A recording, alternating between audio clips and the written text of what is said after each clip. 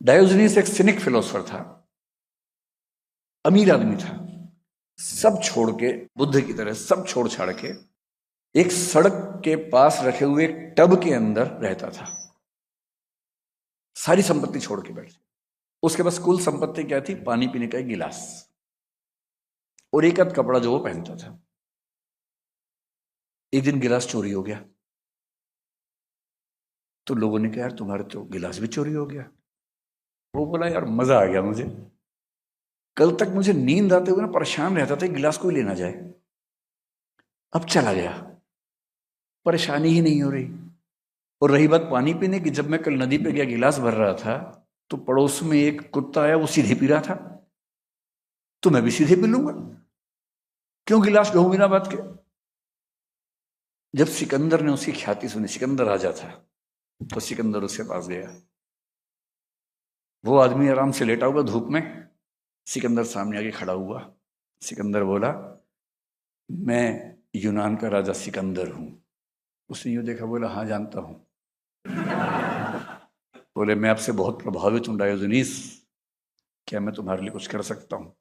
उसने कहा हाँ, थोड़ा साइड में हो जाओ, धूप आ रही थी।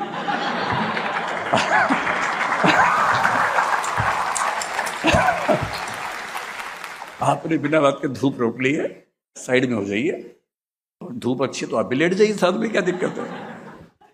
तो सिकंदर बोला कि डायोजनीस मैं आपसे बहुत प्रभावित हूं, मैं भविष्य में आप जैसा बनना चाहता हूं। उससे कि भविष्य में क्यों, आज ही बन जाओ, सब छोड़ के और लेट जाओ इसमें, ऐसा क्या करना है? उसने कहा नहीं, अभी मैं विश्व विजय अभियान पर जा रहा हूं, वापस आगे बढ़ूंगा। तो उसने कहा सिकंदर नोट कर लो, दुनिया को जीतने की इच्छा रखने वाला खुद को कभी नहीं जीत पाता है। अगर दुनिया को जीतने की इच्छा से मुक्त हो जाओ तो यहां आना।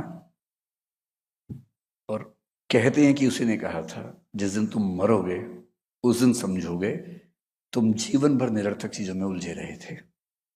और कहने वाले कहते हैं कि जब सिकंदर मरा उसके दोनों हाथ खाली थे, उसने उठा के दिखाए, जब मरा सिकंदर तो दोनों हाथ खाली थे। कविता की पंक्ति है।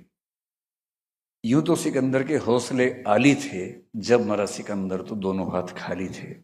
और ये कहानी बन गई कि अंततः डायोजनीस की जीवन दृष्टि ज्यादा बेहतर होती है। भारतीय परंपरा